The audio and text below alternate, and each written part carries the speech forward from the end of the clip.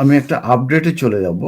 সেটা হচ্ছে যে আমরা জানি যে ব্রিটিশ সিটিজেনশিপ যে অ্যাপ্লিকেশনগুলো আছে, সেই অ্যাপ্লিকেশনগুলো স্ট্যান্ডার্ড যে টাইম, সেই টাইমগুলো নেওয়া হয় এবং এটার জন্য কোনো প্রায়োরিটি কিংবা সুপার প্রায়োরিটি সার্ভিস ছিল না। কিন্তু এটির উপরে একটা পরিবর্তন আমি আপডেট আমি পেয়েছি যে রিসেন্টলি এটার উপরে প্রায়োরিটি সার্ভিস ইন্ট্রোডিউস করা হয়েছে।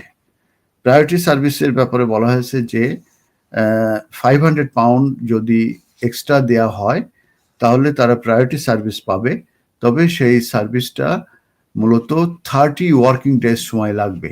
কারণ স্ট্যান্ডার্ড যেটা আছে এটা কিন্তু 6 মান্থ সময় লাগে এবং অনেক সময় অনেক বেশি লাগে। তবে এই যে 30 ওয়ার্কিং ডেজের কথা যেটা বলা হয়েছে এটা কিন্তু গ্রান্টেড না। কারণ হচ্ছে যে তাদের যদি কোনো ফার্দার ইনফরমেশন বা সাপোর্টিং ডকুমেন্ট যদি লাগে কিংবা তাদের যদি কোনো গভর্নমেন্ট ডিপার্টমেন্টে যদি ভ্যারিয়েশন করা লাগে কিংবা অ্যাডিশনাল ব্যাকগ্রাউন্ড কিংবা অ্যাবিলিটি চেক করা লাগে কিংবা কোনো ইমিগ্রেশন হিস্ট্রি কিংবা পার্সোনাল হিস্ট্রির জন্য ইনভেস্টিগেশনও লাগে, সেই সব ক্ষেত্রে কিন্তু 30 ওয়ার্কিং ডেজের ভিতর থেকেও বেশি লাগতে পারে।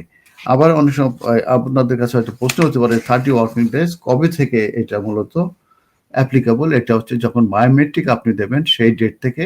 আর যদি এরা ফার্দার সাবমিশন ফার্দার যদি ডকুমেন্ট চায়, ইনফরমেশন চায়, তখন কিন্তু এটা 30 ওয়ার্কিং ডেজ থেকে আরও বেশি সময় লাগবে।